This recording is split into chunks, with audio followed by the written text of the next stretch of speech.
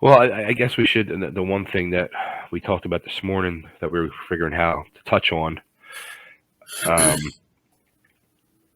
was the Rockin Rebel. Uh, both Glenn and I knew Chuck from day one in the business, from our days in Tri-State, and Glenn actually ended up teaming with Rebel for a few years, doing the Darkside gimmick. Yeah, that's true.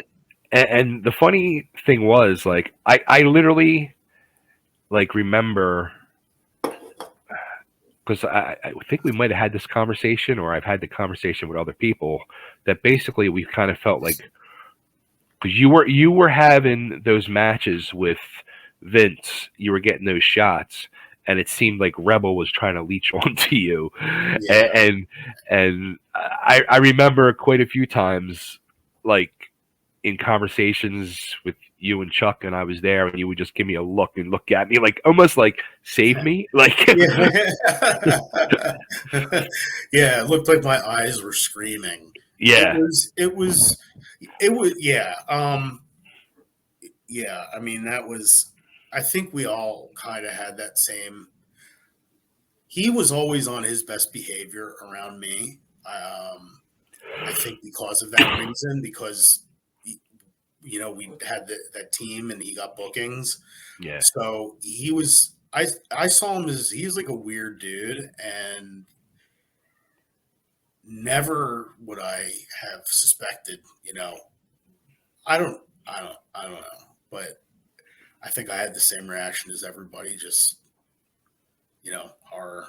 And he was weird. He was a strange guy. I ended the team because he started getting very possessive of me. Like, he would do things like pick up my mail or check on my car in the shop, stuff like this. And I said, this is weird.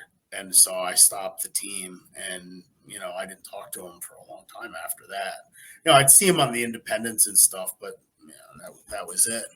And I had last seen him in 2013 at one of Doc Diamond's shows over in New Jersey. And that was it. And then I didn't hear from him for like 5 years, nothing. And then I heard what happened.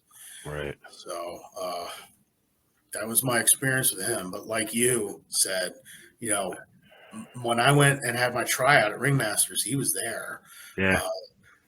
It's hard to tell the story of TWA and ECW. That's a big elephant in the room, So I wanted to talk with you, like before we went on, about how that would be addressed. And just being straight up is the way to go. Yeah. I mean, my first night of training, I mean, Chuck was the one who got me in the business. Yeah, I remember. And my first night of training, I met Stephanie. She was there, and remember, she painted on the wall the mural on the wall in the gym. And I met Stephanie from day one, and I had a long relationship with Stephanie through the years. And she was actually at one time my old podcast, one of my sponsors, and we were close. We were close, and it's something.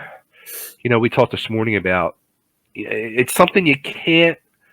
It's like just let's talk about it, discuss it, and get it over with. Because people are going to say, "Oh, well, they didn't bring them up." So, I mean, there it is. There's really not much more to say. We had our experiences, and there you go. Yeah, I didn't know if it was like, it is a big thing to. You can't really gloss around that he was there, but I guess not beyond that, it's it's hard to acknowledge him. Absolutely.